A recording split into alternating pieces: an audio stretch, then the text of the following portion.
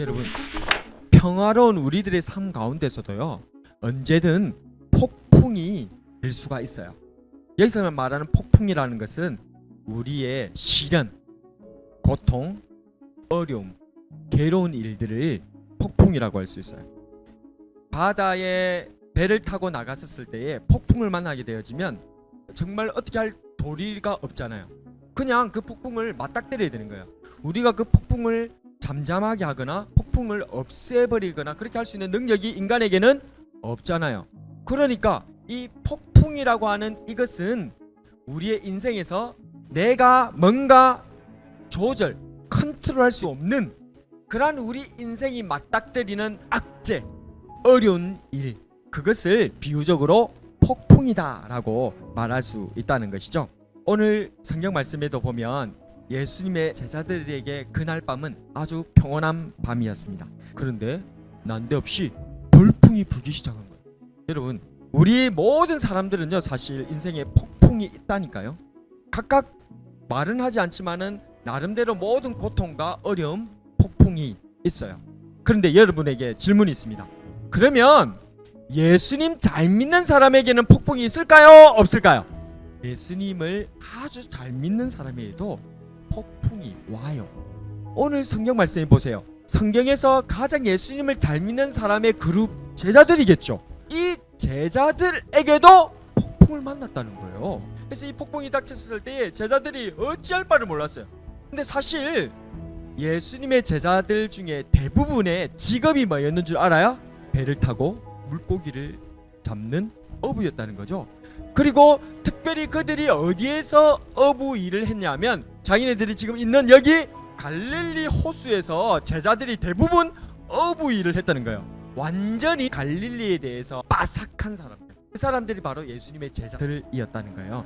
그래서 갑작스런 돌풍이나 태풍이 닥칠 때에도 어떻게 대처할 수 있는지를 가장 잘 아는 사람들은 누구였을까요? 어부였던 예수님의 제자들이었습니다. 그런데 문제가 해결된다 안 해결된다? 이번에는 해결이 안 되는 거예요.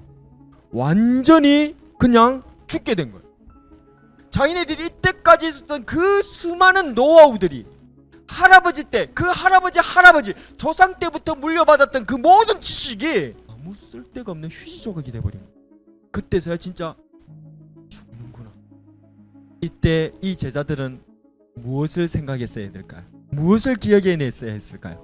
예수님께서 있으시다라는 것을 기억해냈어야 됐죠. 우리 인생의 문제와 우리의 고통을 해결해주기 위해서 우리가 할 수 없는 이 인생의 여러 가지 무거운 짐, 이 인생의 모든 고통들을 해결해 주시려고 예수님께서 오셨거든요. 병든 사람들도 일어나고, 나병 환자도 고침을 받고, 눈먼 사람들, 아픈 사람들, 힘든 사람들, 심지어는 죽은 사람까지도 살려내시는 것을 제자들이 보면서 너무 놀라워했던 거였는데, 막상 자기가 문제를 당하니까 누구를 기억하지 못한다?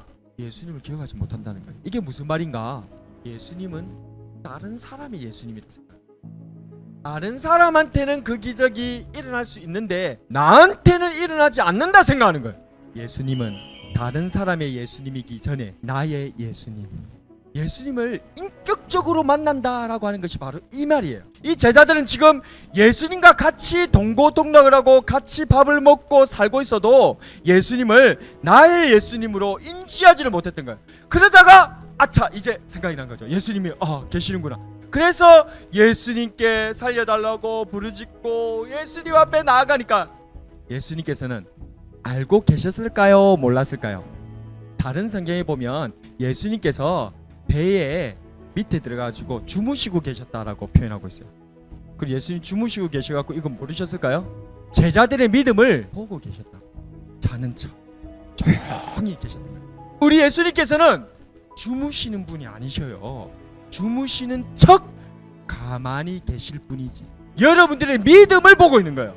이 어려운 때에 예수님께 부르짖고 예수님을 기억하고 예수님께 나오는가? 너희는 나를 누구라 하느냐? 너는 나를 정말 하나님의 아들, 신, 이 세상 모든 만물을 창조한 능력의 하나님이라는 것을 넌 믿고 있느냐? 내가 누구냐? 라고 제자들에게 묻고 계셨던 거예요. 근데 예수님께서 나오셔가지고 바람아 파도야 잠잠아! 제자들은 아마 생각 이렇게 했을 거예요. 미쳤나? 잠이 들겠나? 잠꼬대 하나?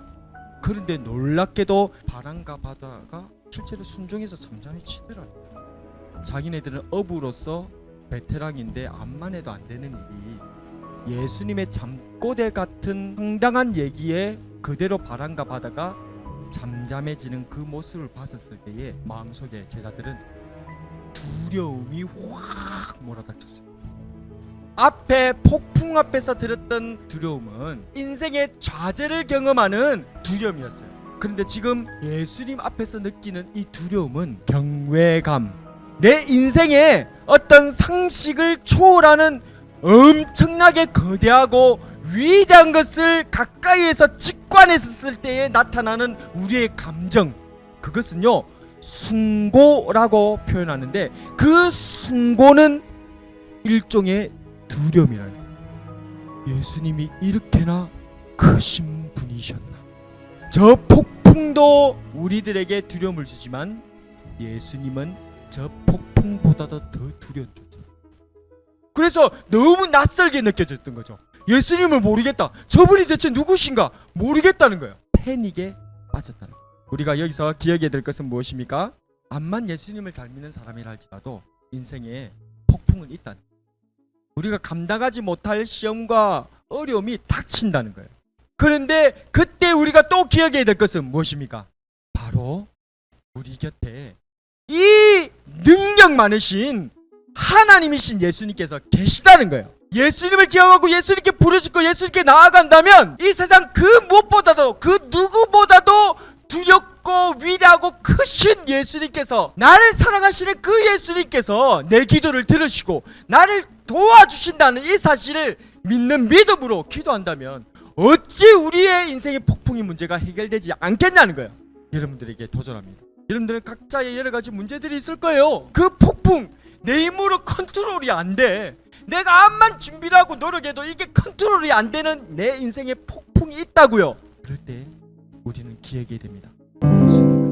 예수님께서 나와 같이 계시고 그 능력을 믿고 그 사랑을 믿고 예수님께 기도해 보시는 여러분들의 문제가 해결될 줄로 믿으시기를 바랍니다. 오늘의 한 줄 설교 요약: 내 앞 폭풍 두려워 말고 더 크신 예수님만 의지하자.